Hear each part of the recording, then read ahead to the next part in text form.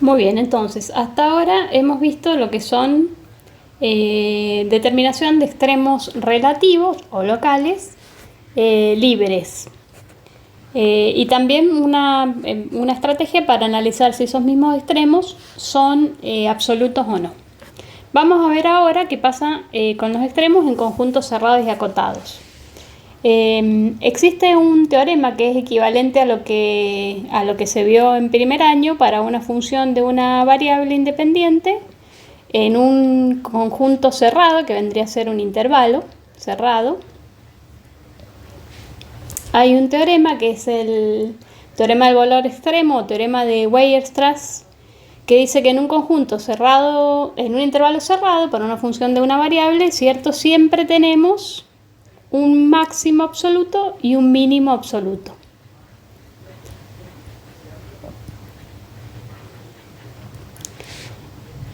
Con la condición de que esta f de x sea una función continua en el intervalo cerrado, ¿sí? En el mismo intervalo en que estamos analizando.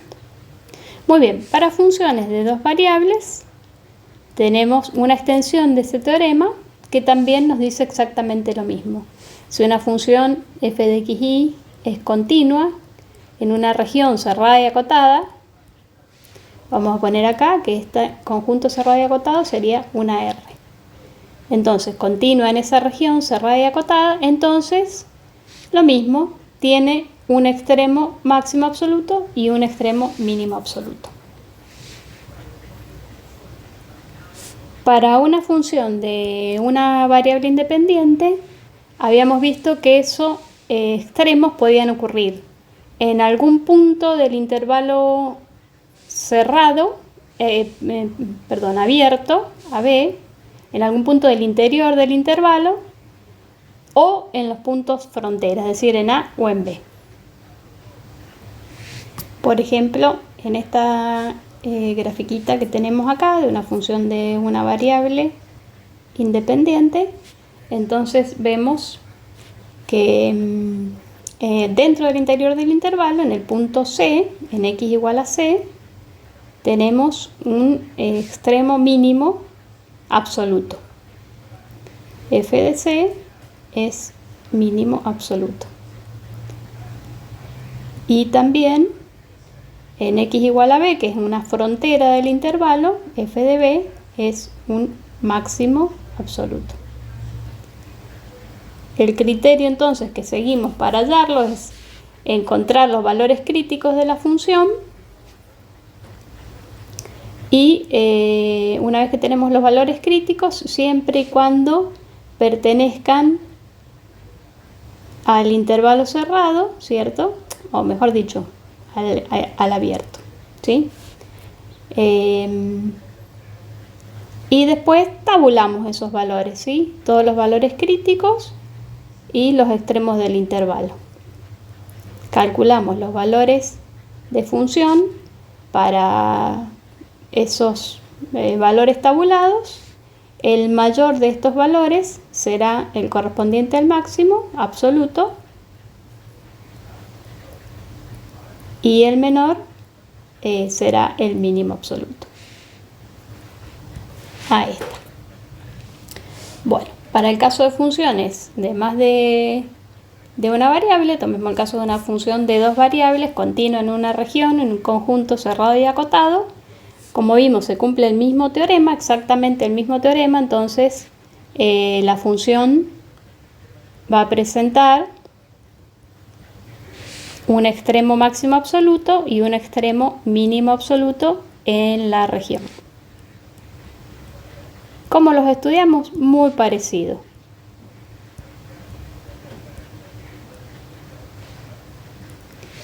Es decir, vamos a ver que esos extremos pueden presentarse en puntos del interior del intervalo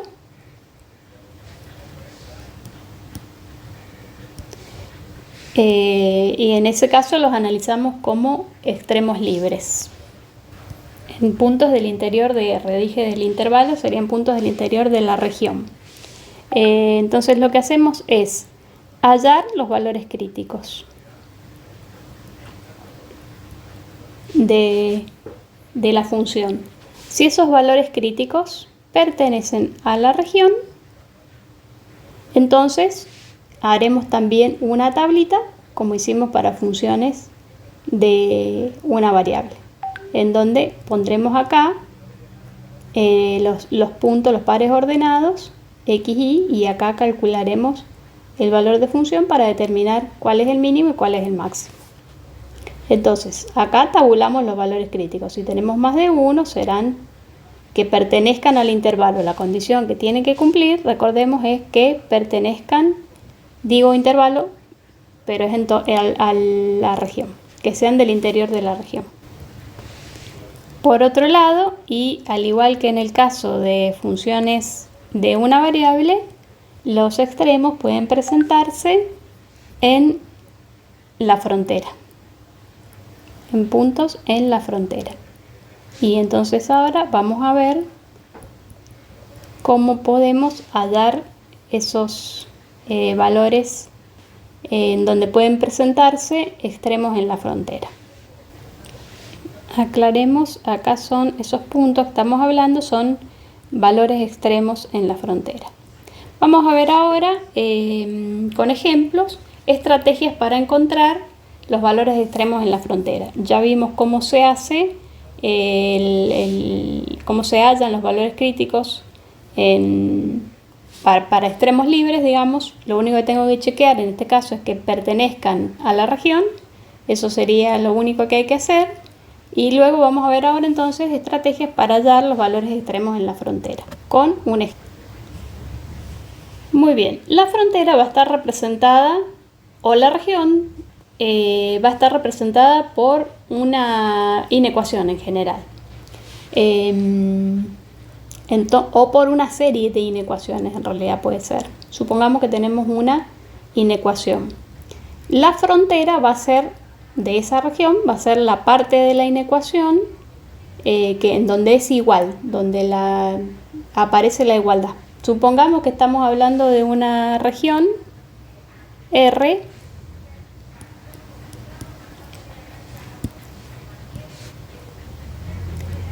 que sea el círculo x cuadrado más y cuadrado menor o igual a 1. Entonces, en ese caso, la frontera de esa región es la parte correspondiente a la igualdad en esta inecuación. X cuadrado más y cuadrado igual a 1. Muy bien. En esos casos, y bueno, por ahí es un poquito de experiencia, de cancha, en darnos cuenta en qué caso podemos usar este método, nos conviene resolver por uno de los métodos que se llama por parametrización. Es decir, cuando la curva que representa la frontera es fácilmente parametrizable, nos conviene usar el método de parametrización.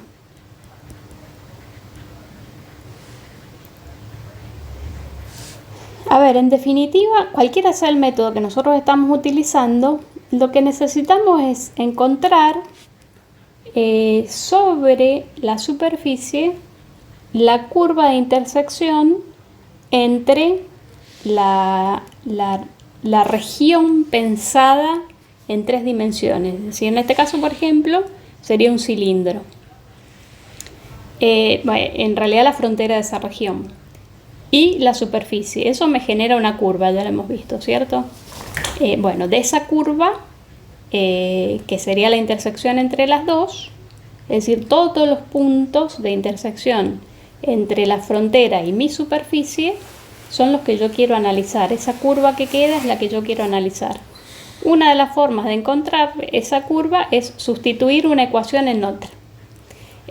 Nosotros hemos estudiado para hallar la intersección entre, supongamos, dos rectas, hacíamos un sistema de ecuaciones, y una de las formas de resolver ese sistema es por sustitución. Bueno, básicamente lo que hacemos es eso, tratar de sustituir la frontera de la región en que estoy analizando en la superficie para tener una curva.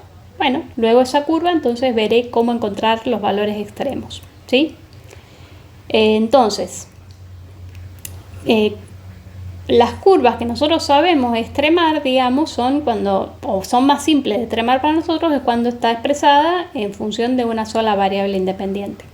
Entonces, el método de parametrización, recordemos que puedo expresar las variables, en este caso son dos, x e y, en términos de una sola variable que le decimos parámetro, que en general le llamamos t. Igual recuerden que le pueden poner cualquier letra. Mientras sepamos qué se está representando, con eso es suficiente. Entonces, lo que voy a hacer es sustituir esa expresión en un solo parámetro en la función original, y eso me estaría dando entonces la ecuación de una curva en una sola variable independiente. Para encontrar los extremos ya sabemos lo que tenemos que hacer. Derivar, ¿cierto? Y solamente con eso, en este caso, sería suficiente, porque como voy a listar después todos esos valores y calcular cuál es el mayor y cuál es el menor, no hace falta que chequee qué es ese valor crítico que voy a encontrar. Entonces, en el método de parametrización, sustituyo las ecuaciones paramétricas de la variable independiente x e y en la función original, en la superficie en definitiva, ¿sí? Recordemos para el círculo, la paramétrica es para x el radio, que en este caso es 1, por el coseno del parámetro, y para y es el radio por el seno del parámetro. Y una cosa importante que tienen que incluir en las paramétricas es el valor que puede tomar ese parámetro. Para dar una vuelta completa alrededor del círculo, t tiene que tomar valores que van de 0 a 2pi. Bueno, en este caso, la función que nosotros estamos analizando es este ejemplito que está acá, que está tomado de SIL. Si quieren mirarlo ustedes bien de ahí, está en la página 732. Muy bien, entonces, reemplazamos los parámetros en la función, con lo cual me va a quedar una función de una sola variable. Ahí ya tenemos reemplazada por las variables en términos del parámetro, y ahora entonces esa expresión en una sola variable independiente derivamos para hallar los valores críticos. Muy bien, ahí está entonces derivada. Juntamos los términos que están semejantes, menos 12 coseno de t, más 4 de coseno seno, más 4 seno coseno. Y ahora podemos sacar factor común, 8 por el seno de t. Factor común de menos 1, perdón, de coseno de t menos coseno de t más 1, o 1 menos coseno de t. Recuerden que factorizar cuando uno está resolviendo una ecuación es muy útil, una ecuación igualada a 0, porque me permite resolver cada factor por separado, ¿sí? Obviamente 8 no es 0, por lo tanto seno de t puede ser 0, o 1 menos coseno de t puede ser 0, de lo cual me queda que coseno de t va a ser igual a 1. Muy bien, entonces, ¿para qué valores dentro de los que puede tomar t? Que veíamos que t estaba entre 0 y 2pi, tenemos que se anulan estas ecuaciones, y vemos que el seno de t igual a 0 se cumple para t igual a 0 y para t igual a 2pi. Entonces t igual a 0, que es justamente uno de los, vendría a ser extremos del intervalo, y t igual a 2pi, así lo analiza SIL, pero yo lo veo más fácil así, de esta manera. Coseno de t igual a 1, esto se cumple. Por otro lado, el coseno igual a 1 también se está cumpliendo en 0 y en 2pi, y me está faltando el seno igual a 0 en t igual a pi, que también se anula el seno. Tenemos entonces esos tres valores críticos que anulan la derivada primera de la función en términos del parámetro t. Ahora entonces, con estos valores de t vamos a tener que encontrar cuánto valen que x e y. Recordemos que x es igual al coseno de t, e y es igual al seno de t. Así es que reemplazando vamos a ir obteniendo los puntos. Muy bien, entonces, para t igual a 0, x es el coseno de 0, así es que acá tenemos 1, e y es el seno de 0, acá tenemos 0. Para t igual a pi, x es el coseno de 0, menos 1, y el seno, de pi, el seno de pi, 0. Y para 2pi, bueno, vamos a tener el mismo punto que en 0, ¿cierto? El 1, 0. Así que en definitiva acá tenemos dos puntos, 1, 0 y menos 1, 0. Muy bien, entonces hemos encontrado los valores críticos en la frontera. Los vamos a listar. Valores críticos en la frontera. Tendríamos, dijimos, el punto 1, 0 y el menos 1, 0.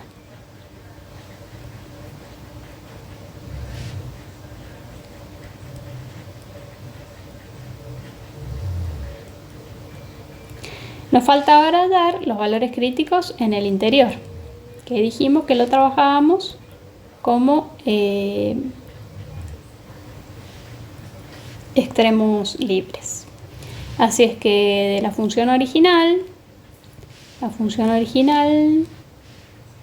esto al trabajarlo como extremos libres, recordemos que no hace falta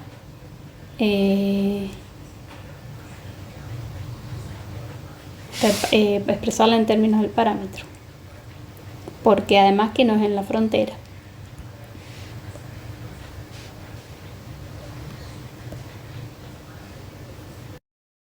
Entonces ahora para encontrar los extremos libres tenemos el gradiente de la función igualado a 0, es decir, cada derivada parcial igualada a 0. Muy bien, entonces nos queda los valores de x 8/12, que si esto dividimos por 4 me queda 2/3. Y el valor correspondiente de y, ¿cierto? Si 4i tiene que ser igual a 0, entonces i igual a 0. Sería otro valor crítico. Vamos a chequear que este valor crítico, ¿cierto? Que es 2/3.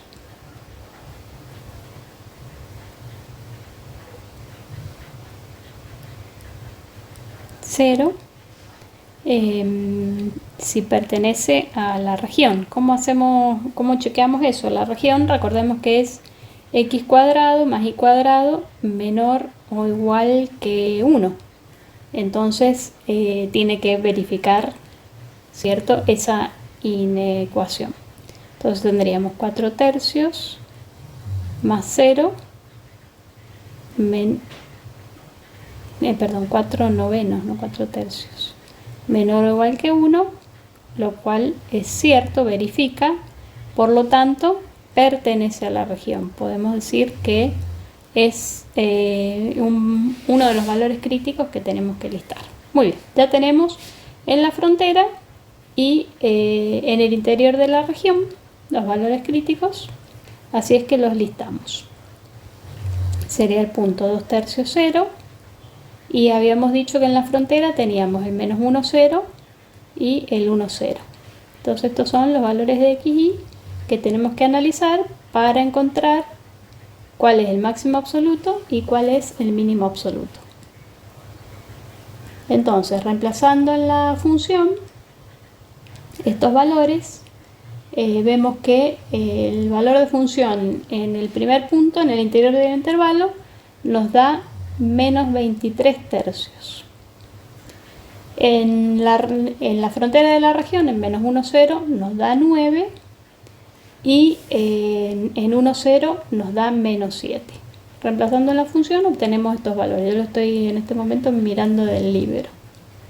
Por lo tanto, el máximo absoluto, el valor de todos estos es el 9. Ocurre en el menos 1, 0, ¿sí? y este sería el máximo absoluto de la función f de x, y en la región dada por x cuadrado más y cuadrado menor o igual que 1. Y el menos 23 tercios es el menor valor de los tres, ¿cierto? Por lo tanto, el menos 23 tercios correspondería al mínimo absoluto. Y se da en el 2 tercios 0.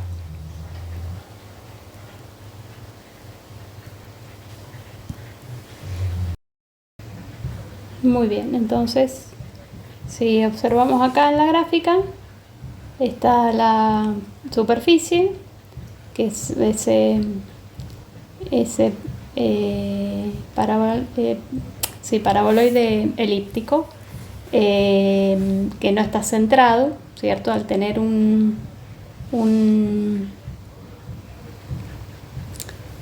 término que lineal en x, ¿sí? Este 8x que está por acá, sabemos que no está centrado.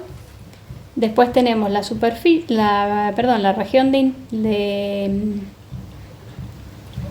región interior sobre la que estamos analizando los extremos, que viene dada por el cilindro. En realidad es una región, pero bueno, si nosotros la vemos en esa región en R cubo, corta la superficie marcando un máximo, ¿sí?, en la frontera, que ahí se puede ver. Y el mínimo, que está en el interior, se ve acá abajo. Ahí abajo se ve, ¿sí? Que está dentro de la región. ¿Se alcanza a ver? Vamos a guardar y lo pegamos ahí para que lo tengan. Bien, acá entonces podemos ver en la gráfica el punto S, que es el máximo absoluto, y en esta de la derecha no se alcanza a ver bien el mínimo, pero acá a la izquierda, ¿sí?, esta sería un pedacito del paraboloide elíptico, justo donde está el mínimo. Muy bien, bueno, vamos a usar este ejemplo para ver cómo podemos resolver también hallar los valores extremos en la frontera por el método de sustitución. En este caso es un ejemplo que está tomado de SIL también, uno de los ejercicios. Si lo quieren mirar ahí, está en la página 734, el ejercicio 40. Entonces, bueno, nos da una función para determinar los extremos absolutos sobre una región triangular que viene determinada por los puntos 0, 0, 4, 0 y 0, 8. Es decir, sería ese triangulito que está marcado ahí en el plano XY. Entonces lo que vamos a hacer es, en cada una de las, fíjense, en este caso no tenemos, como en el caso anterior, una sola curva para definir la frontera, sino que tenemos tres rectas diferentes. Entonces lo que vamos a hacer es tomar cada ecuación de cada una de esas rectas y realizar la sustitución en cada uno de ellos. Vamos a tomar primero la recta que une el punto 0,8 con el punto 4,0. Esto también lo podríamos hacer por parametrización, después ustedes inténtenlo. Le vamos a llamar esto 1, entonces vamos a encontrar primero los extremos en esa frontera. Recuerden también que en estos casos los puntos también son considerados como extremos de un intervalo. Así es que también vamos a utilizar esos puntos cuando tabulemos los valores críticos en el interior de la región y en las fronteras. Bueno, empecemos por este. Entonces, en este caso, como y es menos 2x más 8, puedo simplemente sustituir en la función original a la y por menos 2x más 8, de manera tal que me va a quedar en términos de x. Entonces va a ser x por menos 2x más 8 menos 2x menos y, que es menos 2x más 8. No se olviden todos los paréntesis, después va a haber tiempo para sacarlos. Más 6. Voy a hacer un poquito de un trabajito algebraico acá y ya a ver qué queda. Bueno, entonces trabajando un poquito algebraicamente la primera expresión, nos queda ahí una función de una sola variable independiente. Hallamos los valores críticos con la derivada primera igual a 0. Así es que esto, si lo igualamos a 0, vamos a obtener que x es 5 medios. El valor correspondiente para y, si lo sustituimos en la restricción, va a ser menos 5 más 8, 3. Y ahí tenemos entonces un valor crítico en la frontera para tabular. No hemos hallado en este caso todavía en el interior, si es que existen, ya después en un paso posterior lo hacemos. De la misma manera, entonces ahora vamos a ver en las otras fronteras. Las otras fronteras son más sencillas porque son rectas que coinciden con los ejes y igual a 0 y x igual a 0. Entonces, si anulamos estas variables, en la función original, si y vale 0, me queda menos 2x más 6, menos 2x más 6, y si x vale 0, me queda, esto sería, f de x, y esta sería una f de y, con x igual a 0, de y 0 en realidad, ¿no? Pero bueno, que se me anula, me queda menos y más 6. Bueno, en cada caso entonces derivamos, me queda menos 2, por lo tanto esto es distinto de 0, no vamos a tener valores críticos en esa región, en esa frontera, perdón. Y la f' acá, menos 1, también distinto de 0, por lo tanto tampoco tenemos valores críticos en los lados. Pero sí, recordemos que en los puntos puede ocurrir. Vamos a hallar para la misma función los extremos libres. Muy bien, entonces planteamos el gradiente, o sea, cada derivada parcial. Bueno, lo voy haciendo. Muy bien, ahí tenemos las parciales, así que igual a 0, tenemos y vale 2.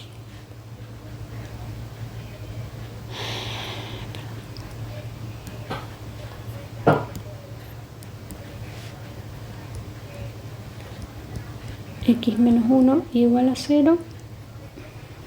Entonces tenemos que x vale 1.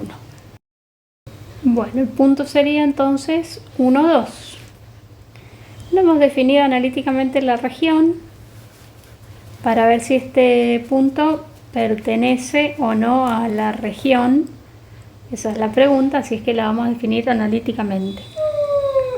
Fijémonos que son valores de y mayores que 0, mayores o iguales que 0, y menores o iguales que la recta que habíamos armado, que era menos 2x más 8. Menos 2x más 8. Con eso estamos diciendo que y va a ir desde acá hasta acá.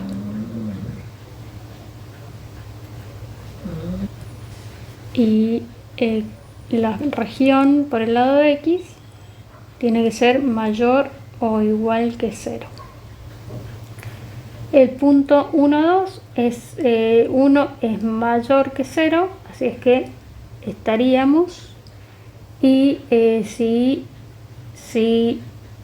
x vale 1 acá, me va a quedar que y es mayor que 0 y menor o igual que menos 2 más 8, menor o igual que 6. Por lo tanto, el y igual a 2 también está dentro de la región. Básicamente sería 1, 2, algo así. Este puntito está en el interior de la región. Por lo tanto, cuando tabulemos, tenemos que considerar también este punto. Vamos a armar la tablita, esperemos no olvidarnos ningún valor en esta dispersión de valores críticos. Entonces, en el interior de la región vimos que teníamos el punto 1, 2. Después teníamos en la frontera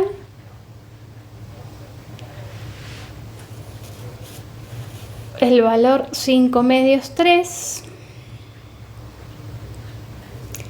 Y no me acuerdo si había algún otro. No, porque en las otras fronteras no hay. Muy bien, y ahora entonces también dijimos que tenemos que agregar los extremos de esas regiones. Sí, en este caso no es una curva suave como en el caso del anterior, entonces tenemos que incluir también los extremos, que eran el punto 0, 0, el 4, 0, el 4, 0 y el 0, 8. No nos olvidemos de incluir esos puntos. Entonces ahora vamos a ver cuáles son los valores de función. De la misma manera que antes, el que nos dé mayor será el máximo absoluto y el menor el mínimo. Muy bien, si no me he equivocado en los cálculos, acá tenemos el listado de los valores. Por lo tanto, el mínimo es menos 2 y ocurre en estos dos puntos. Mínimo absoluto.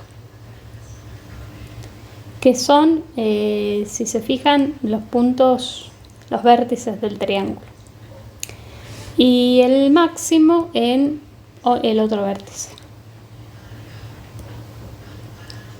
En el 0, 0 tenemos el máximo absoluto. Esto hemos hecho entonces por sustitución. Les recuerdo que pues, se pueden parametrizar los segmentos de recta y los invito a hacerlo porque de hecho quizás sean lo que más les cueste parametrizar. Ante la duda, preguntan cualquier cosa. Muy bien, entonces recapitulando un poquito con respecto al tema de funciones, extremos de funciones campo escalar. Recordemos que habíamos visto entonces cómo se obtenían los extremos libres, es decir, cuando analizamos la función en todo su dominio. Y para ello habíamos visto que existía la condición necesaria que tenía que ver con las derivadas parciales iguales a 0 en el caso de que existieran, o podían ser también puntos en donde no existiera la derivada, y la condición suficiente, que es si era el caso de que existiese derivada igual a 0, utilizábamos el hessiano. Podíamos determinar si esos extremos libres eran solo relativos. Recuerden que en principio pensamos en extremos relativos, luego chequeamos, o sea, todos los extremos son relativos, chequeamos si son absolutos, además, utilizando los límites. Otra de las cosas que vimos fue la obtención de extremos en una región cerrada y acotada, por analogía con lo visto en primer año en un intervalo cerrado. Sabemos que en una región cerrada y acotada una función continua tiene un extremo máximo y un extremo mínimo. Ese extremo se podía dar en el interior de la región o en las fronteras de la región. Entonces, en ese caso, para estudiar los extremos en el interior, hacemos exactamente la misma estrategia que para los extremos libres. Y entonces de ahí en más teníamos que determinar si en la frontera también podía existir algún extremo. Y teníamos ahí entonces dos métodos para determinar extremos en la frontera, que era en definitiva utilizando alguna forma para sustituir a la región, a la frontera de la región en la superficie. Entonces podíamos hacerlo por sustitución o por parametrización.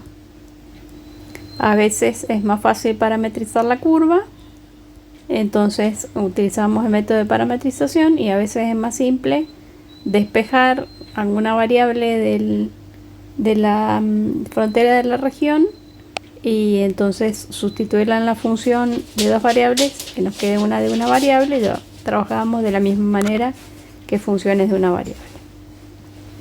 Y vamos a ver ahora los extremos condicionados, que es cuando tenemos que buscar los extremos de alguna función que están condicionados por alguna relación entre las variables, obviamente eso expresado matemáticamente a través de alguna ecuación.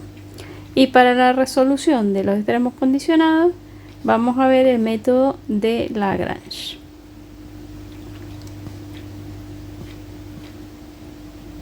Vamos a utilizar un ejemplo y a partir de ahí desarrollamos el método. Por ejemplo, supongamos que tenemos la función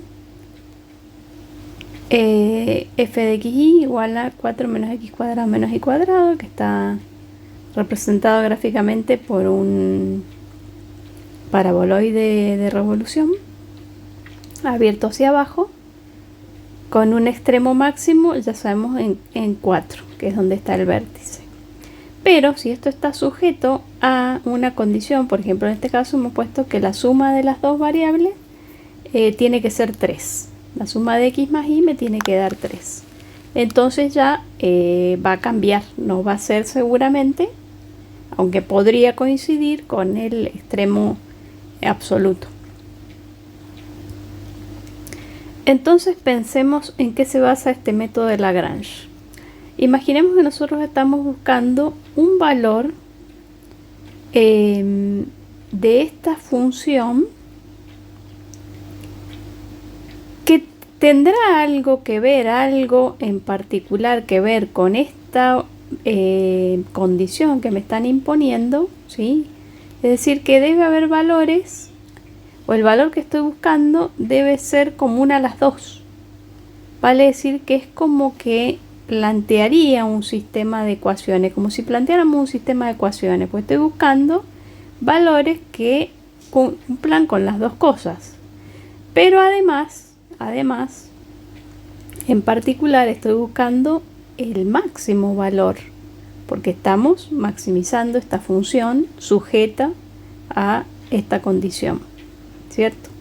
Es decir, imaginémonos, esto es una superficie y esta ecuación en el plano nosotros sabemos que es una recta.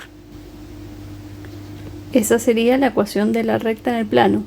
Ahora bien, si nosotros nos imaginamos esa ecuación en el espacio de 3 dimensiones, esa recta se extiende a todo lo alto de GZ, por lo tanto es un plano. Entonces, si pensamos en intersecciones entre ese plano y mi superficie, y nos imaginamos que habrá infinitos posibilidades de intersección entre ambos. Entonces, de todas esas intersecciones, ¿cuál estoy buscando yo? Estamos buscando, supongamos que estamos maximizando la función, la máxima, la que me da el máximo valor de función. Entonces, tendrá que ver con una intersección entre estas dos curvas, pero de todas las posibles intersecciones, la mayor. Entonces, yo he tomado acá, por ejemplo, de esa función f de xy, una de sus curvas de nivel. La curva de nivel menos 14, que me quedaría x cuadrado más y cuadrado igual a 18. Y ahí está graficada.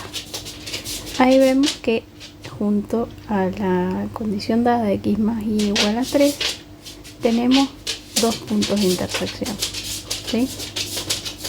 Y la función vale menos 14 porque es el valor que nosotros le hemos dado. Otra de las cosas que hice fue calcular el gradiente en un punto que pertenece a esa curva de nivel, punto 3,3. Y eso me da el vector menos 6, 6. Y ahí he graficado un vector que no está a escala, pero para que nos hagamos una idea de que nos indica el vector, que la función está creciendo en esa dirección, sigue creciendo. Vale decir entonces que nosotros podríamos tomar otra curva de nivel mayor, ¿cierto? Que tenga intersección con la restricción. Y la pregunta que nos hacemos es, ¿hasta cuándo puedo seguir avanzando para tomar valores cada vez mayores de función. Acá todavía tenemos intersección, ¿cierto? Pero si yo sigo avanzando en la misma dirección que me indica el gradiente, bueno, por ejemplo, podría tomar acá una curva de nivel que ya sabemos que el valor de función es aún mayor todavía que los dos anteriores que dibujé. Pero esta curva de nivel en particular que acabo de graficar no tiene ya la intersección con la restricción. Por lo tanto, aunque sea un valor de función mayor, no cumpliría con la restricción, no sirve.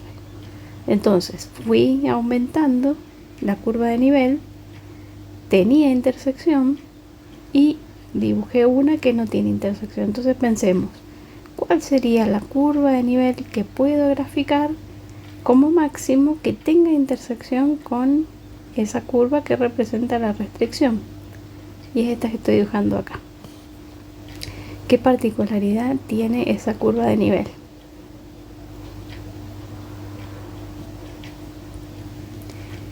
Dos particularidades tiene.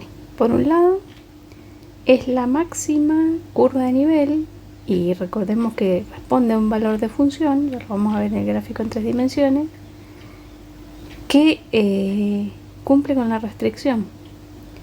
Por debajo de esa curva de nivel, los valores que cumplen con la condición, con la restricción, en este caso x más y igual a 3, son menores que ese. Y por encima ya no tengo, no entrarían dentro de la restricción. Así es que el valor correspondiente a esa curva de nivel, en definitiva, es el que estoy buscando. Eso por un lado. Y por otro lado, recordemos que esa curva de nivel, al ser tangente a la curva de restricción, tiene una particularidad que tiene que ver con el gradiente, y que es lo que nosotros vamos a utilizar. Muy bien, ahí dibujé el gradiente que corresponde a ese punto, borré el anterior para limpiar un poco el dibujo.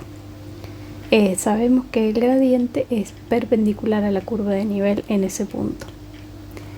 Por otro lado, nuestra restricción podemos pensarla también como la curva de nivel de una función de dos variables.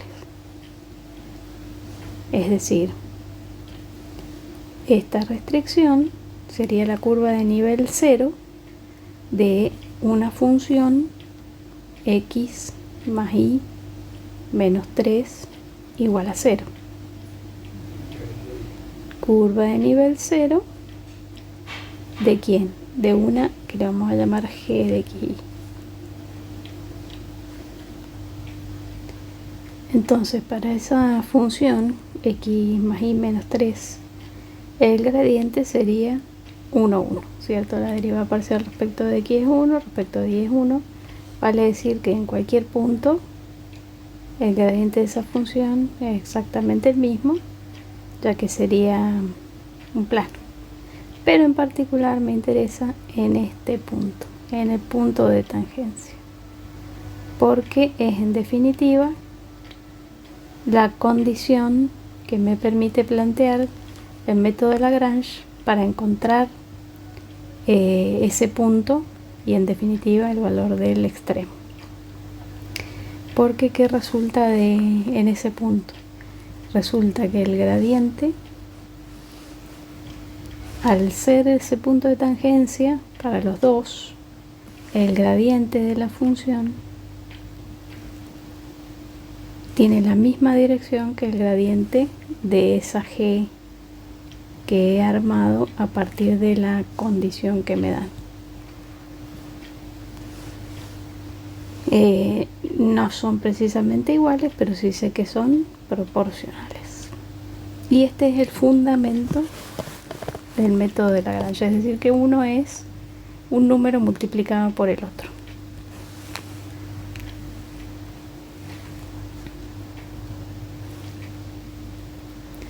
Entonces, ¿qué podemos plantear? El gradiente de la función es el vector menos 2x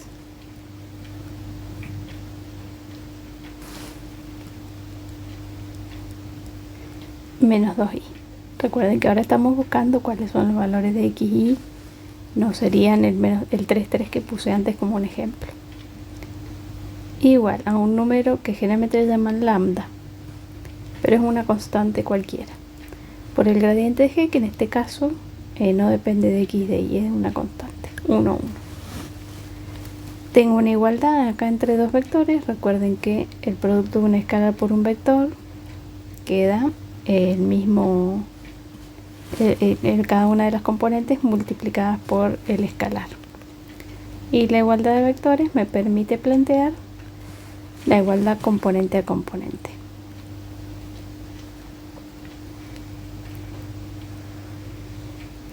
Fíjense que acá tengo dos ecuaciones con tres incógnitas, de las cuales las que me interesan son x e y.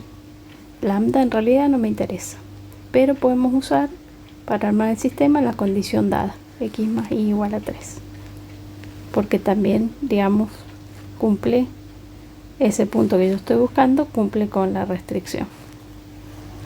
Y ahora resolvemos el sistema. Esta es la parte que algebraicamente se les puede complicar, porque el sistema puede ser más complejo de lo que está planteado acá en este ejemplo. Vamos a resolver para encontrar los valores entonces de x e y que estamos buscando. Muy bien, una vez resuelto ese sistema, para los valores de x y de y nos interesa encontrar lambda. Me dice entonces que ese extremo que estoy buscando se produce en el punto 3 medios, 3 medios. Para encontrar el valor extremo, reemplazamos en la función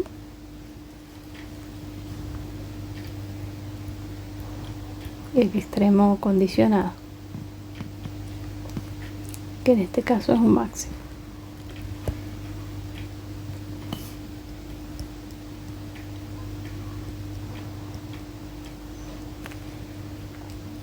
Bueno, el valor de función que obtenemos es menos 1 medio. Eso significa que es el mayor valor de función de la función 4 menos x cuadrado menos y cuadrado, sujeta a la condición inicial, que la suma de los dos valores tiene que ser igual a 3. Bueno, acá podemos ver en GeoGebra cómo se ve. Ahí está. Eso sería visto de arriba. Entonces en el plano XY vemos la recta x más y igual a 3. El círculo vendría a ser la curva de nivel de la que estábamos hablando, correspondiente a la máxima curva de nivel que interseca a la restricción. Ahora si lo giramos un poquito, ahí se ve el paraboloide, ahí se ve la intersección, está por debajo. La intersección es una parábola. Entonces el máximo, que es el puntito que está ahí dibujado, sería el máximo sujeto a esa restricción. A ver si podemos hacer las curvas de nivel.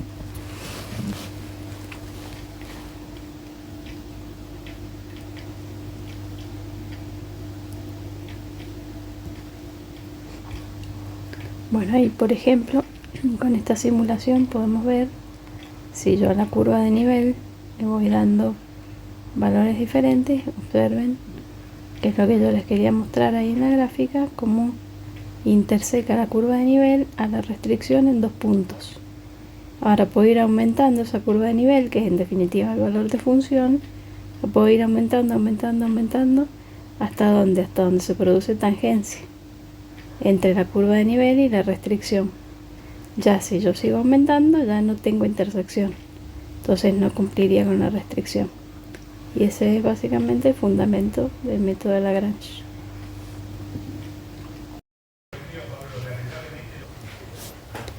Muy bien, entonces hasta ahora hemos visto lo que son determinación de extremos relativos o locales libres. Y también una estrategia para analizar si esos mismos extremos son absolutos o no. Vamos a ver ahora qué pasa con los extremos en conjuntos cerrados y acotados. Existe un teorema que es equivalente a lo que se vio en primer año para una función de una variable independiente en un conjunto cerrado, que vendría a ser un intervalo cerrado. Hay un teorema que es el teorema del valor extremo o teorema de Weierstrass, que dice que en un conjunto cerrado, en un intervalo cerrado para una función de una variable, ¿cierto? Siempre tenemos un máximo absoluto y un mínimo absoluto.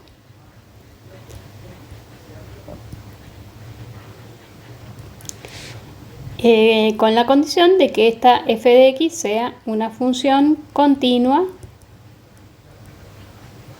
en el intervalo cerrado, ¿sí? En el mismo intervalo en que estamos analizando.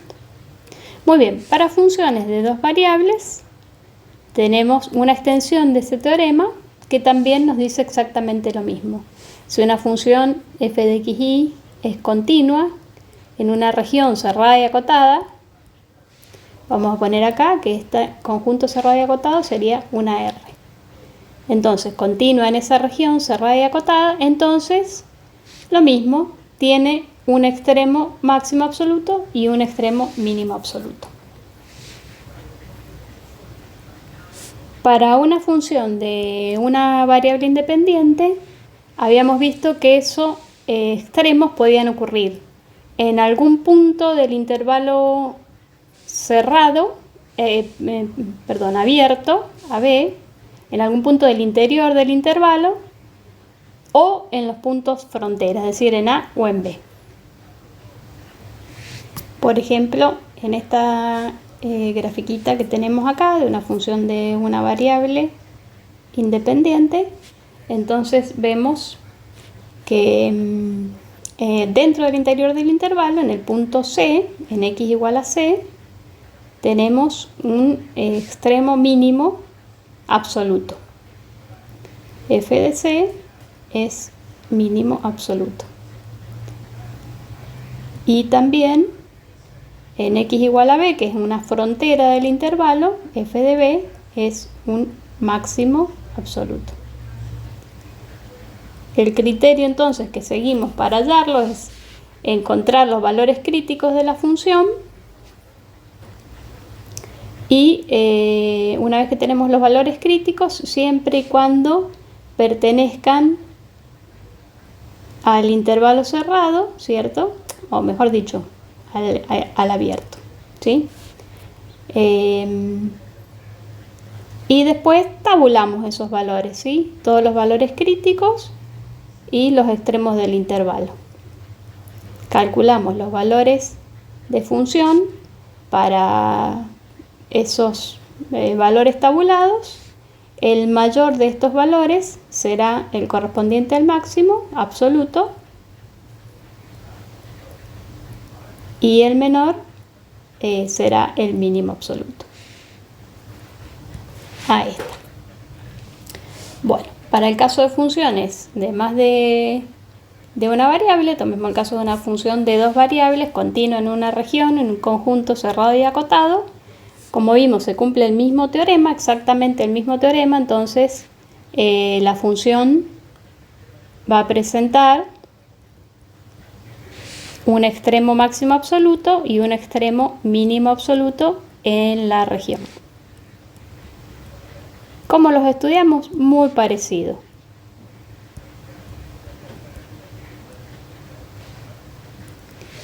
Es decir, vamos a ver que esos extremos pueden presentarse en puntos del interior del intervalo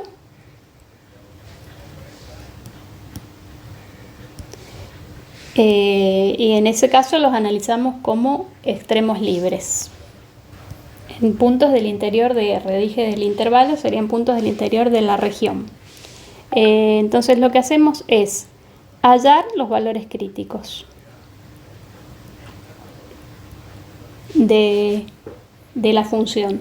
Si esos valores críticos pertenecen a la región, entonces haremos también una tablita, como hicimos para funciones de una variable, en donde pondremos acá los puntos, los pares ordenados, x, y acá calcularemos el valor de función para determinar cuál es el mínimo y cuál es el máximo.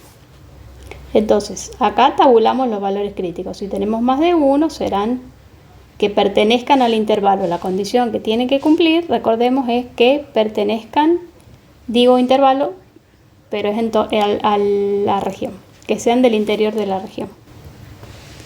Por otro lado, y al igual que en el caso de funciones de una variable, los extremos pueden presentarse en la frontera, en puntos en la frontera.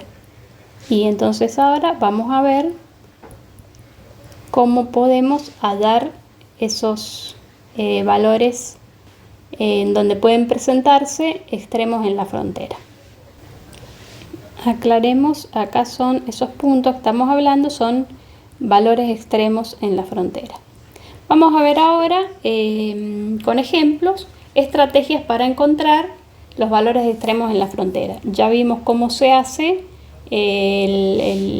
cómo se hallan los valores críticos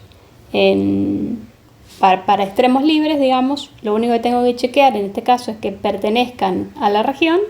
Eso sería lo único que hay que hacer. Y luego vamos a ver ahora entonces estrategias para hallar los valores extremos en la frontera con un ejemplo. Muy bien, la frontera va a estar representada, o la región va a estar representada por una inecuación en general, o por una serie de inecuaciones, en realidad puede ser. Supongamos que tenemos una inecuación. La frontera va a ser de esa región, va a ser la parte de la inecuación en donde es igual, donde aparece la igualdad. Supongamos que estamos hablando de una región R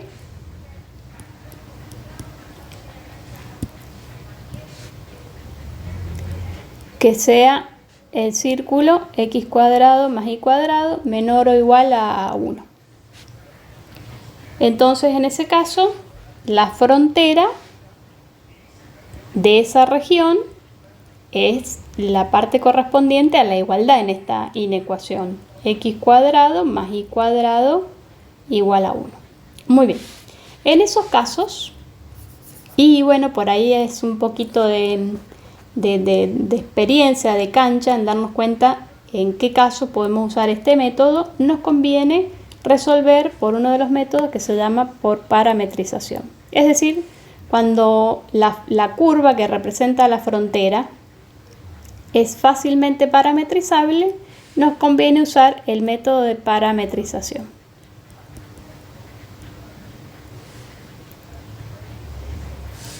A ver, en definitiva, cualquiera sea el método que nosotros estamos utilizando, lo que necesitamos es encontrar sobre la superficie la curva de intersección entre la región pensada en 3 dimensiones. Es decir, en este caso, por ejemplo, sería un cilindro.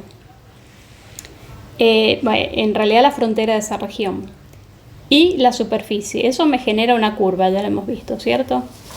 Bueno, de esa curva, que sería la intersección entre las dos, es decir, todos los puntos de intersección entre la frontera y mi superficie son los que yo quiero analizar. Esa curva que queda es la que yo quiero analizar. Una de las formas de encontrar esa curva es sustituir una ecuación en otra. Nosotros hemos estudiado para hallar la intersección entre, supongamos, dos rectas, hacíamos un sistema de ecuaciones y una de las formas de resolver ese sistema es por sustitución. Bueno, básicamente lo que hacemos es eso, tratar de sustituir la frontera de la región en que estoy analizando en la superficie para tener una curva. Bueno, luego esa curva entonces veré cómo encontrar los valores extremos, ¿sí? Entonces, las curvas que nosotros sabemos extremar, digamos, son más simples de extremar para nosotros, es cuando está expresada en función de una sola variable independiente. Entonces, el método de parametrización, recordemos que puedo expresar las variables, en este caso son dos, x e y, en términos de una sola variable que le decimos parámetro, que en general le llamamos t. Igual recuerden que le pueden poner cualquier letra. Mientras sepamos qué se está representando, con eso es suficiente. Entonces, lo que voy a hacer es sustituir esa expresión en un solo parámetro en la función original, y eso me estaría dando entonces la ecuación de una curva en una sola variable independiente. Para encontrar los extremos ya sabemos lo que tenemos que hacer. Derivar, ¿cierto? Y solamente con eso, en este caso, sería suficiente, porque como voy a listar después todos esos valores y calcular cuál es el mayor y cuál es el menor, no hace falta que chequee qué es ese valor crítico que voy a encontrar. Entonces, en el método de parametrización, sustituyo las ecuaciones paramétricas de la variable independiente x e y en la función original, en la superficie en definitiva, ¿sí? Recordemos para el círculo, la paramétrica es para x el radio, que en este caso es 1, por el coseno del parámetro, y para y es el radio por el seno del parámetro. Y una cosa importante que tienen que incluir en las paramétricas es el valor que puede tomar ese parámetro. Para dar una vuelta completa alrededor del círculo, t tiene que tomar valores que van de 0 a 2pi. Bueno, en este caso, la función que nosotros estamos analizando es este ejemplito que está acá, que está tomado de SIL. Si quieren mirarlo ustedes bien de ahí, está en la página 732. Muy bien, entonces, reemplazamos los parámetros en la función, con lo cual me va a quedar una función de una sola variable. Ahí ya tenemos reemplazada por las variables en términos del parámetro, y ahora entonces esa expresión en una sola variable independiente derivamos para hallar los valores críticos. Muy bien, ahí está entonces derivada. Juntamos los términos que están semejantes, menos 12 coseno de t, más 4 de coseno seno, más 4 seno coseno. Y ahora podemos sacar factor común, 8 por el seno de t. Factor común de menos 1, perdón, de coseno de t menos coseno de t más 1, o 1 menos coseno de t. Recuerden que factorizar cuando uno está resolviendo una ecuación es muy útil, una ecuación igualada a 0, porque me permite resolver cada factor por separado, ¿sí? Obviamente 8 no es 0, por lo tanto seno de t puede ser 0, o 1 menos coseno de t puede ser 0, de lo cual me queda que coseno de t va a ser igual a 1.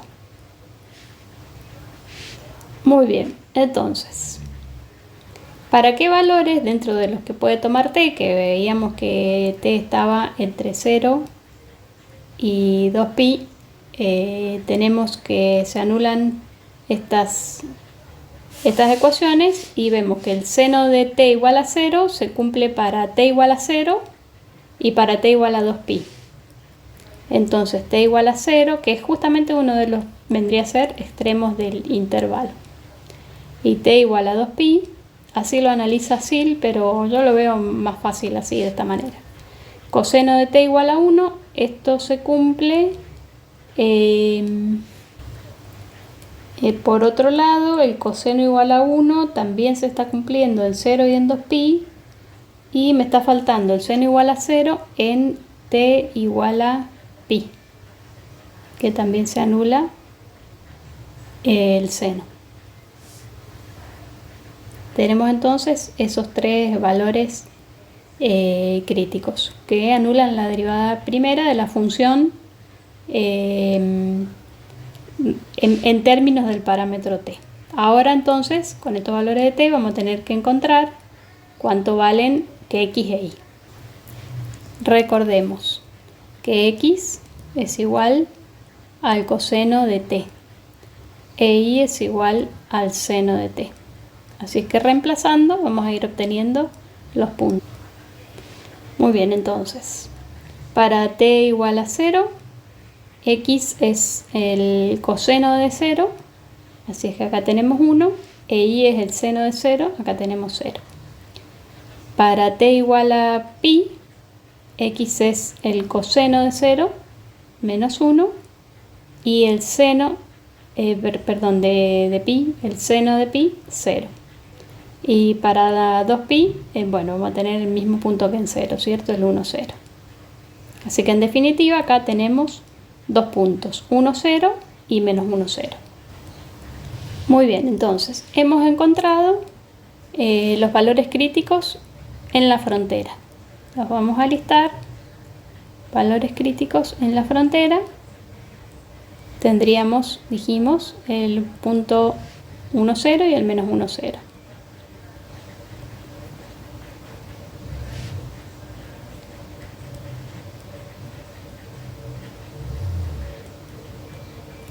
Nos falta ahora dar los valores críticos en el interior, que dijimos que lo trabajábamos como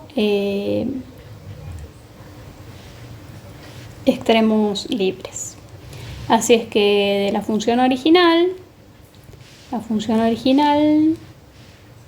esto al trabajarlo como extremos libres, recordemos que no hace falta